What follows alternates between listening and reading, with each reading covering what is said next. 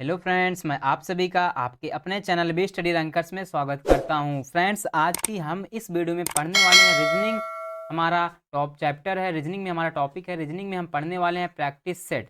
आज हम इसमें रीजनिंग के सभी टॉपिक से क्वेश्चन लिखे हैं जो मोस्ट इंपॉर्टेंट प्रश्न है, एग्जाम में आने वाले प्रश्न है। यहाँ हम प्रैक्टिस सेट, हमारा पहला पार्ट 1 है प्रैक्टिस सेट का। ठीक है, तो आइए हम पहला क्वेश्चन सॉल्व करते हैं। पहला प्रश्न है PAWAN, फिर रेशियो, फिर Q B X V B O, फिर यहाँ पर 2 बार रेशियो है, फिर उसके बाद JAMUN, फिर रेशियो, फिर क्वेश्चन मार्क। मुझे यहाँ पे क्वेश्चन मार्क की वैल्यू पता करना है। तो सबसे पहले क्या होगा कि पहले इनके बीच मुझे लॉजिक पता करना होगा। इन नंबर्स के बीच क्या लॉजिक है, तभी तो मैं पता कर पाऊंगा। अगर हम जानते हैं पी का प्लेस वैल्यू कितना होता है, अंग्रेजी वर्णमाला में पी का स्थान क्या होता है 16, एक क्या होता है 1। देखिए पी का क्या होता है 16, एक का क्या होता है 1, डब्ल्यू कितना होता है 23, ये का कितना होता है यन, एक ए का कितना होता है, क्योंकि अंग्रेजी वर्णमाला में ए का स्थान क्या होता है 1, यन का किस स्थान पे होता है 14।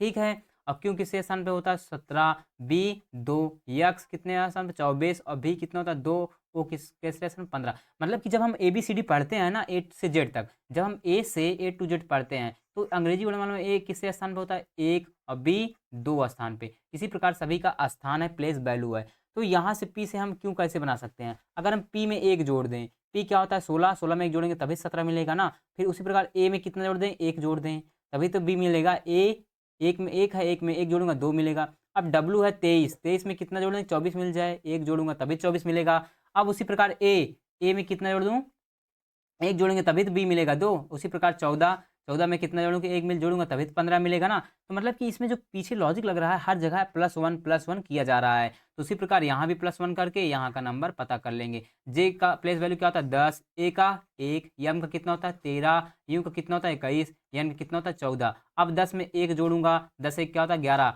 10 1 क्या होता है 11, 11 कौन सा होता है के, यहाँ पे पहला आएगा के। अब उसी प्रकार एक में 1 है, 1 में 1 तो जोड़ूंगा तो कितना हो जाएगा 2, 2 का स्थान किसमें होता है बी का होता है, तो बी दूसरे स्थान पे होता है। अब इस प्रकार यम क्या 13, 13 में 1 जोड़ूंगा, 13 में 1 जोड़ेंगे तो कितना होता है 14, 14 नंबर पर कौन सा लेटर होता है यन, यहाँ पर क्या आ जाएगा यन। अब उसके बाद यूं 21 पे है, यूं किस पर है 21, इसमें 1 जोड़ दूंगा तो क्या हो जाएगा 22, और 22 पे स्थान पे कौन सा लेटर होता है वी, यहाँ पर क्या आ जाएगा वी। और यन क्या होता है 14, 14 में 1 जोड़ूंगा 15, तो 15 पे कौन होता है ओ, तो यहाँ पे आ जाएगा ओ, तो KVNVO, यहाँ पे क्वेश्चन मार्क के स्थान पे ऑप्शन हो जाएगा KVNVO। तो यहाँ पे हमारे पास राइट ऑप्शन सी दिख रहा है, KVNVO इसका राइट ऑप्शन हो जाएगा। ठीक है फ्रेंड्स, अब बढ़ते हैं अगले प्रश्न की ओर। अब यहाँ पे हमारे पास प्रश्न नंबर 2 है, यह है लेटर सीरीज का कंसेप्ट। देखिए यहाँ पे है डैश, फिर यस टी टी, फिर डैश, फिर टी यस, फिर डैश, फिर टी टी, फिर यस, फिर डैश।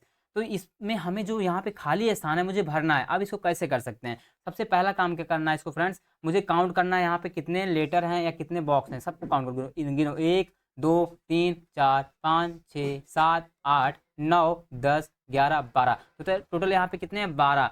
जब 12 लेटर हैं, 12 लेटर आएंगे तो यहाँ पे 3 का पेयर बना लो, कितने का 3 3 का। तो यहाँ पे 1 2 3, यहाँ पे 3 3 का पेयर बनाओ, 1 2 3, 1 2 3, 1 2 3, 3 3 का पेयर बना लिया।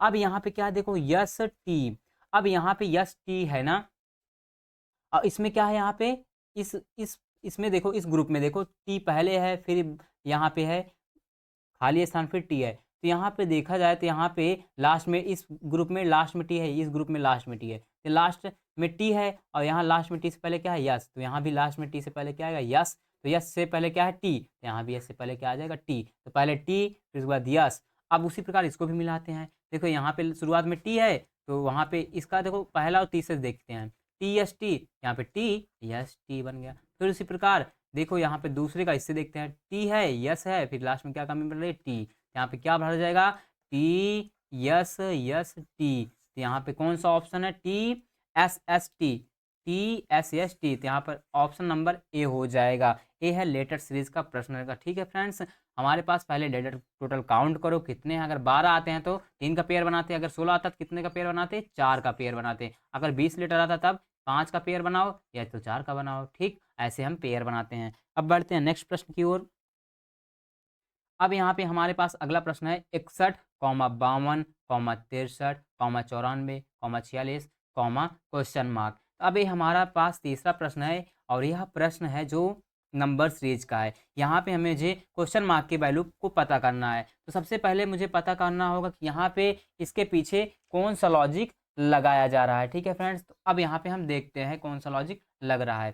तो यहाँ पे जो नंबर के बीच लॉजिक लगेगा, यहाँ पे तो मैं जोड़ने से पा नहीं सकता क्योंकि 61 से बहुत कम है 12, घटाने पर भी फिर लेकिन बढ़ रहा है, फिर बढ़ रहा है, बढ़ रहा है, मतलब कि घट रहा है, बढ़ रहा है, तो यहाँ पे जोड़े घटाएंगे तो मिलेगा नहीं। तो यहाँ पे जो लॉजिक है, मोस्ट इंपॉर्टेंट प्रश्न है, देखते हैं कि अगर इस नंबर को हम पलट देंगे, एक को आगे लिख देंगे और या पीछे लिख देंगे, उसी प्रकार 2 को आगे, इसको पलट दो, पलट देंगे, 3 को आगे लिख दो, 6 को पीछे, 4 को आगे लिख दो, 9 को पीछे, 6 को आगे लिख दो, 4 को पीछे, सबको क्या कर दो, पलट दो।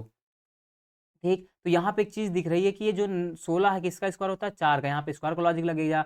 उसी प्रकार 25 किसका होता है स्क्वायर, 5 का स्क्वायर, और 36 किसका स्क्वायर होता है, 6 का स्क्वायर, और 49 किसका स्क्वायर होता है, 7 का स्क्वायर, और उसी प्रकार 64 किसका स्क्वायर होता है, 8 का स्क्वायर, 8 नहीं 64। तो देखिए 4 का स्क्वायर हुआ, फिर 5 का स्क्वायर, फिर 6 का स्क्वायर, फिर 7 का स्क्वायर, फिर 8 का स्क्वायर, 8 बाद क्या आता है 9, 9 का स्क्वायर क्या होता है 81। तो क्वेश्चन मार्क के स्थान पर क्या आएगा, 81 आएगा। लेकिन यहाँ पे नंबर को पलटता जा रहा है, इसको भी पलट देंगे तो क्या हो जाएगा, 1 और 8 बन जाएगा 18।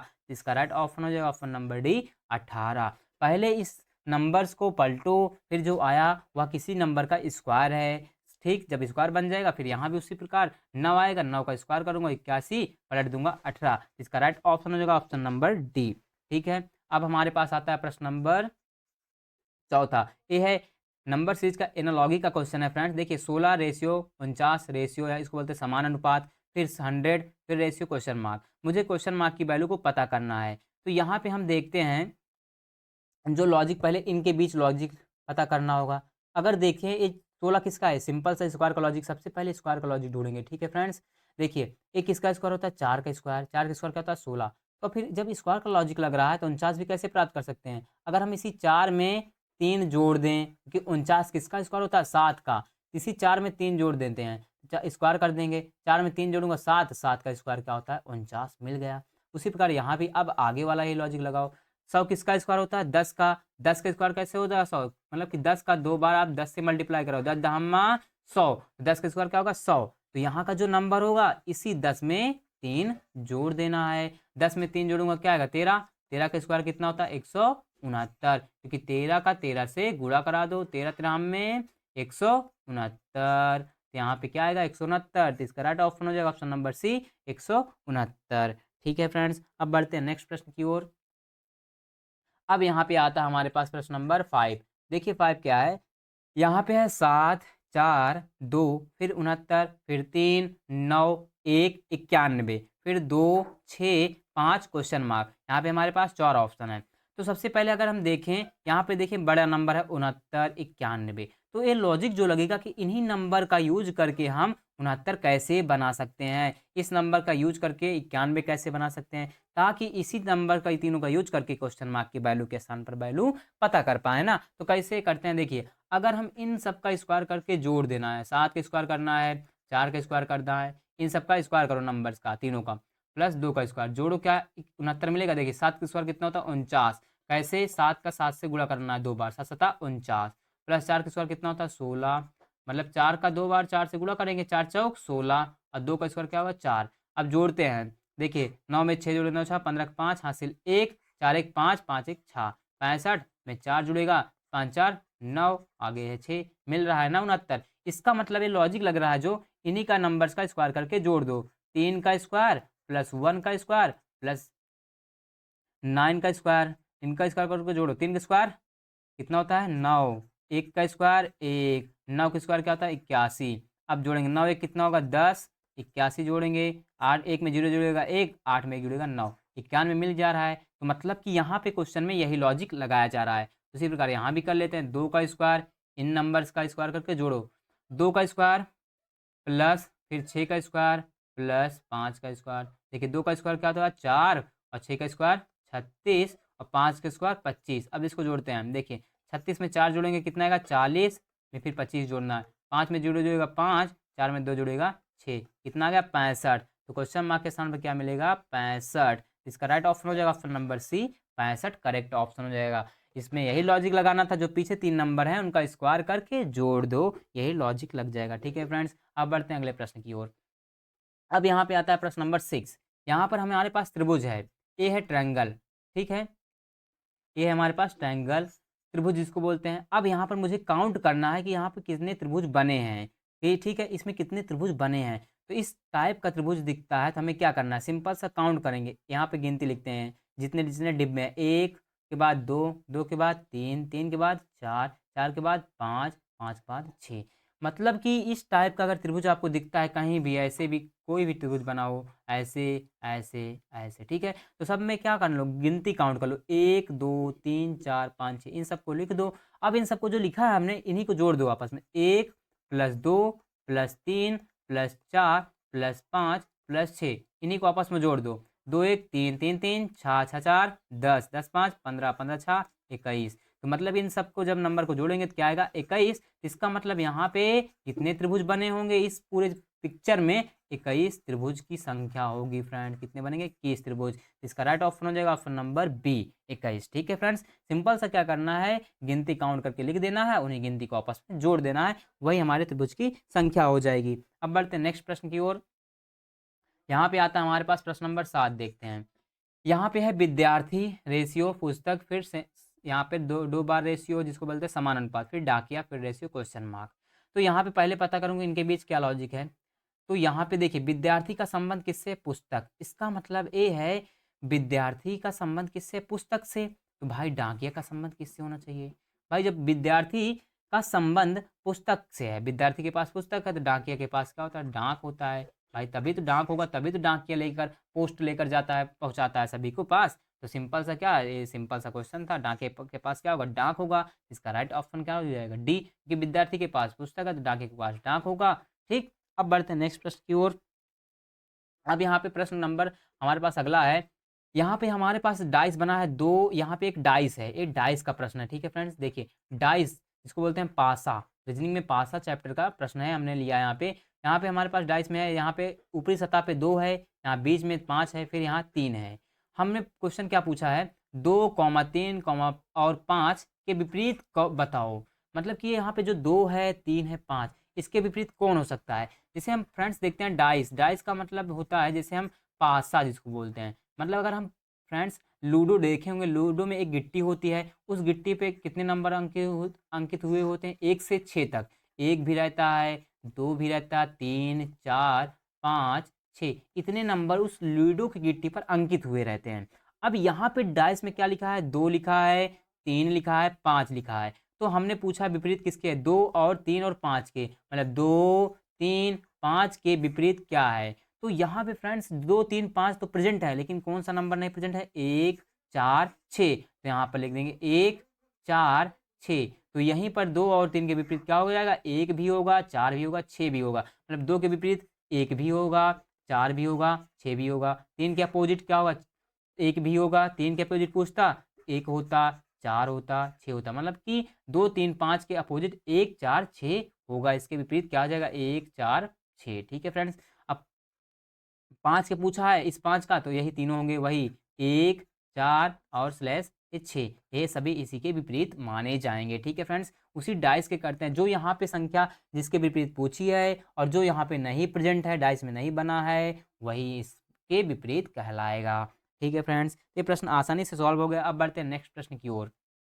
अब यहाँ पे हमारे पास एक दिया गया है सेट, यह भी नंबर एनालॉजी का क्वेश्चन है। ठीक है, नंबर एनालॉजी का। तो यहाँ पे हमने लिया है मोस्ट इंपॉर्टेंट प्रश्न। देखिए यहाँ पे दिया गया है एक सेट 8, 56, 72, और हमारे पास 4 ऑप्शन है, A B C D।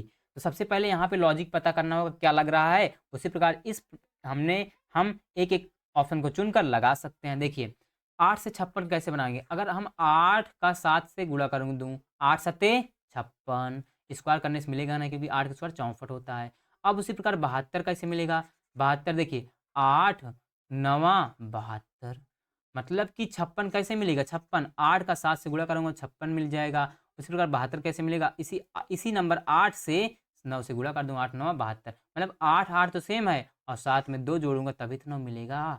तो यहाँ पे ऐसा नंबर यहाँ पे कौन सा होगा कि जो सेम गुणा कराने पर सेम रहे। जैसे यहाँ पे देखिए मैं जैसे सी ऑप्शन चुनता हूँ 6,42,54, ठीक है। तो यहाँ पे 6 से मैं 42 कैसे प्राप्त करूँगा, 6 गुणे 7, 6 सते 42, 54 कैसे बनाऊँगा, यहाँ भी 6 तो यहाँ भी 6, फिर 6 में 2 जोड़ूँगा, 6 2 कितना होता है 8, तो यहाँ पे 6 में नहीं जोड़ना 7 में जोड़ना, 7 2 जोड़ूँगा तो 9, तो 6 9 54, तो मतलब यहाँ पे देखो 6 6 तो सेम है, 7 भी सेम है, 9 भी सेम है, मतलब कि 6 6 सेम है, 7 भी सेम है, 9 भी सेम है, और अंतर और 7 और 9 के बीच का 2 का है। तो ये यहाँ पे देखिए वही बात हो रही है ना, तो इसका राइट ऑप्शन हो जाएगा ऑप्शन नंबर सी। कैसे फ्रेंड्स, यहाँ पे 56 मैं मुझे कैसे मिला, 8 का 7 से गुणा कराऊंगा, फिर यहाँ भी 8 से गुणा हुआ तो 72 कैसे प्राप्त करेंगे, इसी 8 से गुणा कराएंगे और साथ में 2 जोड़कर, तभी तो 9 से गुणा होगा, तभी तो 72 मिलेगा, 8 9 72, साथ में 2 प्लस होगा तो 9 से गुणा किया, और सी ऑप्शन पकड़ते हैं।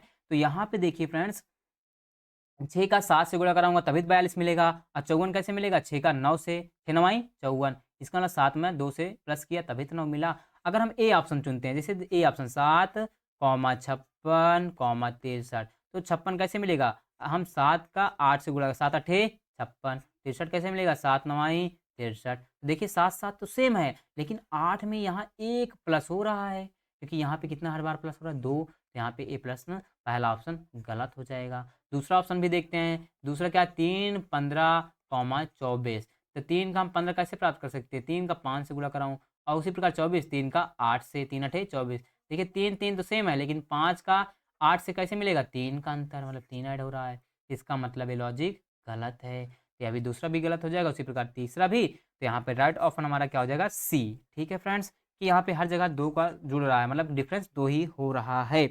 अब बढ़ते हैं अगले प्रश्न की ओर। अब हमारे पास यहाँ अगला क्वेश्चन है, देखिए अब ये जो प्रश्न है बोर्ड मास का है, एक इसमें का है प्रश्न बोर्ड मास का, देखते हैं हम बोर्ड मास। अब इसका लॉजिक क्या होता है, इसमें क्या रूल होता है, बी का मतलब क्या होता है ब्रेकेट, ओ का मतलब ऑफ, बी का मतलब होता है ब्रेकेट जिसको बोलते हैं, ये सभी क्या होते हैं हमारे ब्रेकेट होते हैं, और ओ का मतलब ऑफ, और डी का मतलब डिवाइड, और यम का मतलब मल्टीप्लाई, यम का मतलब मल्टीप्लाई, और ए का मतलब क्या होता है ऐड, मतलब कि जोड़ना, और यस का मतलब क्या होता है घटाना। तो सबसे पहले हम ब्रैकेट सॉल्व करते हैं, फिर ऑफ मतलब गुणा वाला ऑफ, जब जहाँ ऑफ लिखा हो, फिर उसके बाद डिवाइड मतलब भाग, फिर मल्टीप्लाई मतलब गुणा, फिर उसके बाद ऐड, फिर घटाना।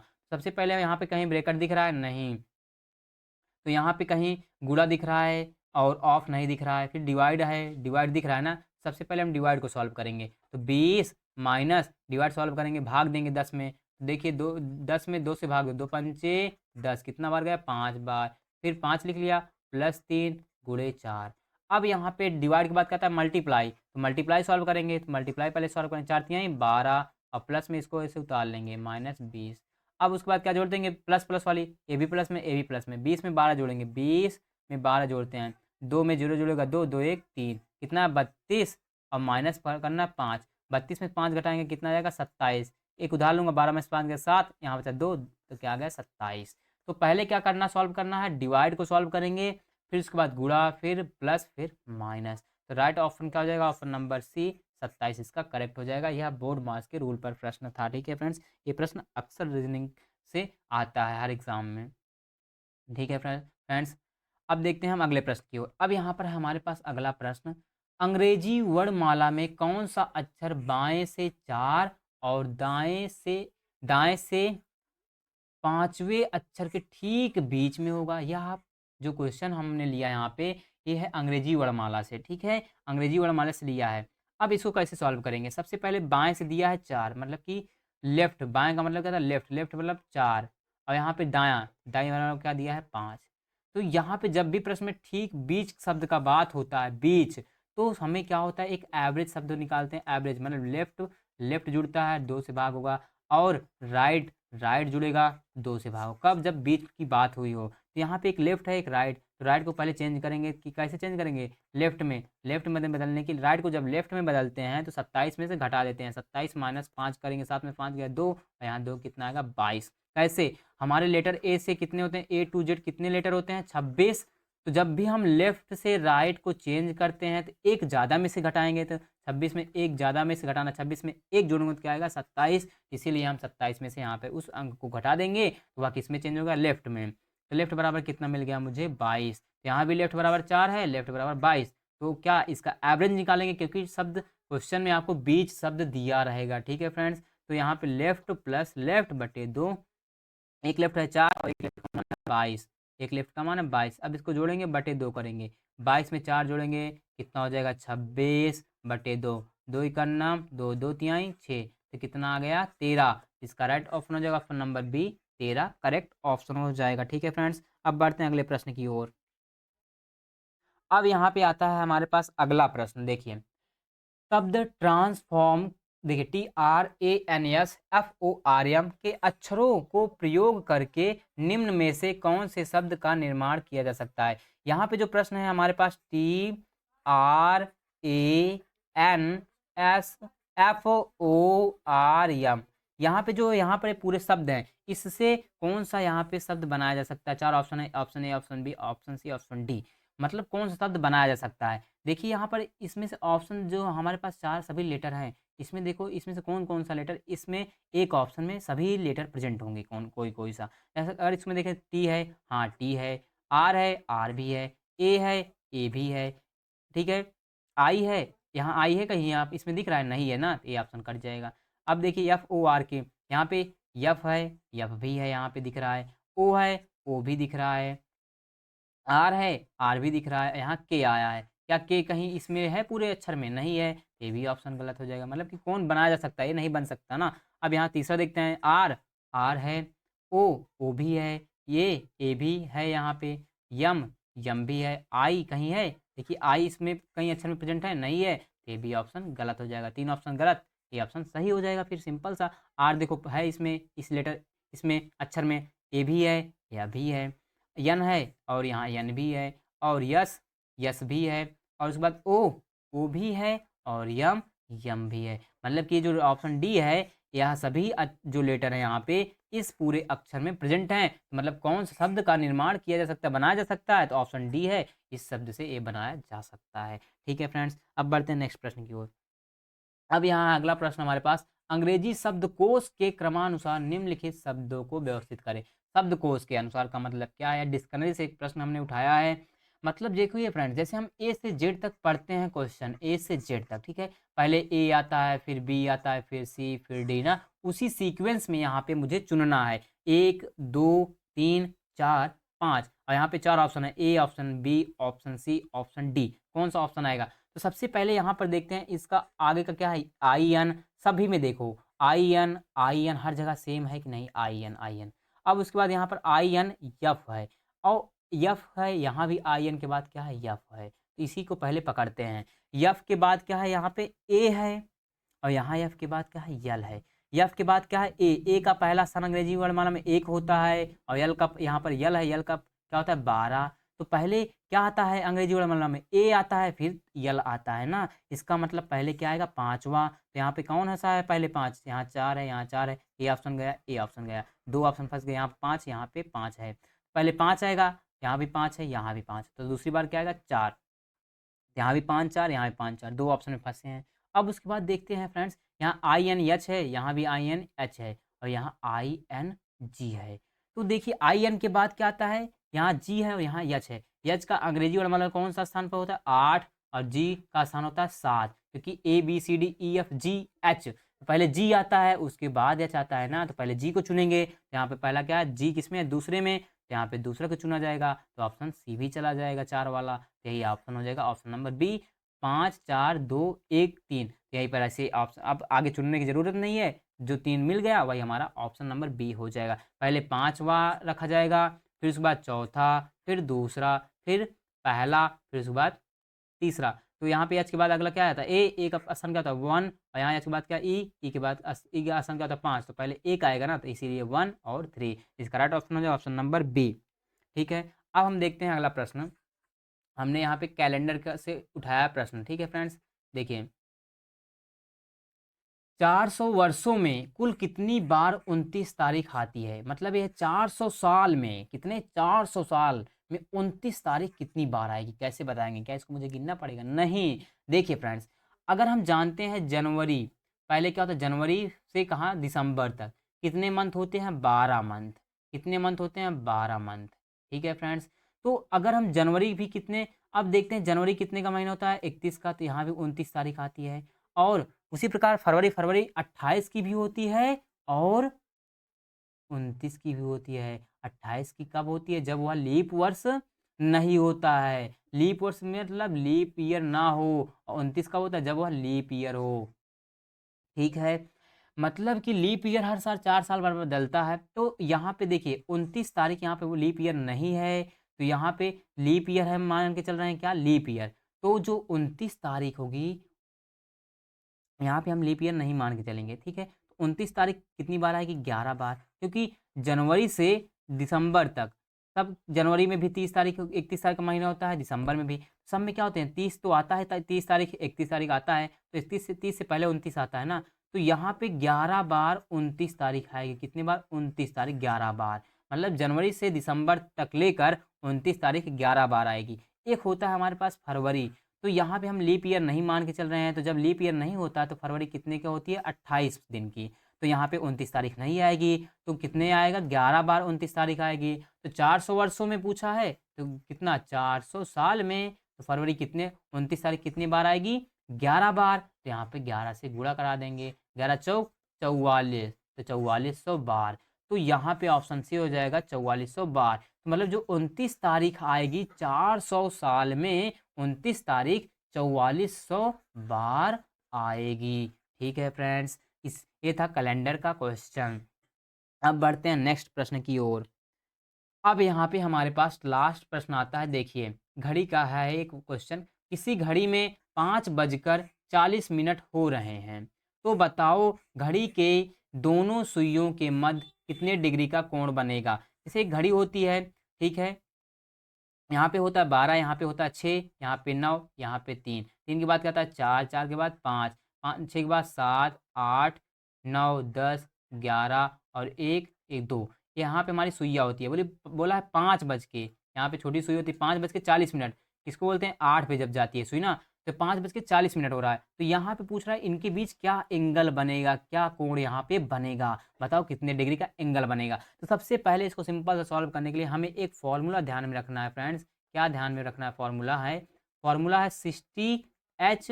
यहाँ पे लगभग में, जब 60H करेंगे फिर उसके बाद लगभग में मुझे क्या करना होगा? लगभग में 11 यम और बटे में क्या कर देना है? 2। देखिए यही है फॉर्मूला।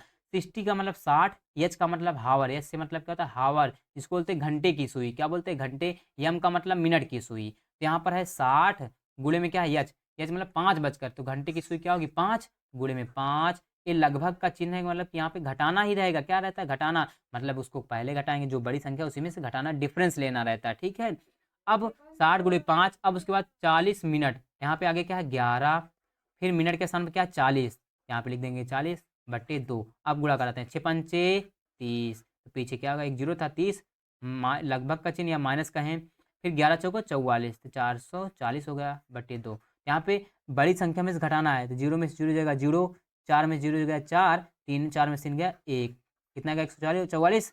और माइनस नहीं लगा क्योंकि यहाँ पे लगभग घटाना है, मतलब डिफरेंस लेना है। 140 आया, अब काटते 214, पीछे जीरो है, 70 आया ना, 70 डिग्री। यहाँ पे जो बीच में एंगल बनेगा वह 70 डिग्री बनेगा। इसका राइट ऑप्शन हो जाएगा ऑप्शन नंबर बी, 70 डिग्री। ठीक है फ्रेंड्स, अगर यहाँ पर मानते हैं ऑप्शन में 70 ना होता, तब कैसे ऑप्शन होता कि जो यहाँ पे जो घड़ी की सुई है घूमती है, पूरा राउंड में चक्कर लगाती है, तो कितने, जैसे यहाँ पर एक घड़ी की सुई यहाँ पर पूरा राउंड में चक्कर लगाती है, तो वहाँ पे जो एंगल बनता है वह कितने डिग्री का बनता है? 360 डिग्री का। तो हम 360 डिग्री में से 70 को घटा देते हैं, इसी 70 को, जीरो में से जीरो गया जीरो, यहाँ 6 में 7 जाएगा ना, एक उधार लूंगा 16, 16 में 7 गया, तो 9 9 6 15 9 7 16, बचता कितना? 16, 16 में 7 गया कितना? 9, यहाँ बचा कितना? फिर 2, 290। तो वहाँ पे अगर 70 ऑप्शन ना होता तो 290 भी डिग्री आंसर हो जाता। ठीक है फ्रेंड्स, तो यहाँ पे 70 था, ऑप्शन बी सही हो जाएगा। आपको फॉर्मूला ध्यान रखना, 60H, फिर डिफरेंस में 11 यम मतलब मिनट, एच मतलब हावर बटे 2। यहाँ पे जब भी एंगल निकालने की बात है तो यही फॉर्मूला लगा देंगे। ठीक है फ्रेंड्स, यही थे हमारे पास रीजनिंग की प्रैक्टिस सेट पार्ट 1। ठीक है फिर फ्रेंड्स, अब मिलते हैं अगली वीडियो में। अगर आपको वीडियो पसंद आई है तो अपने फ्रेंड्स के साथ शेयर करना और इस वीडियो को जरूर लाइक करना। अब मिलते हैं नेक्स्ट वीडियो में, तब तक के लिए जय हिंद।